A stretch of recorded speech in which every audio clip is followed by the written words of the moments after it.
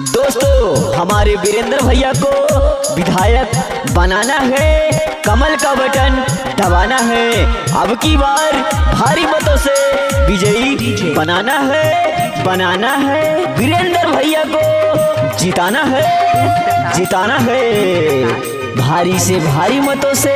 आज हर लोग बाड़े इनका ही साथ में, सही नेता चुनल बाड़े तोहरा ही हाथ में। भैया हो पोलिंग बूथ पे जाके न चली के बा कितना पानी में, भैया वीरेंद्र जी के रथ राजधानी में। ए चाचा अब की कमल पे जाके बटन दबाई दिया, विजयी बनाई दिया, उनका कप्तानगंज से लखनऊ पहुंचाई दिया, विजयी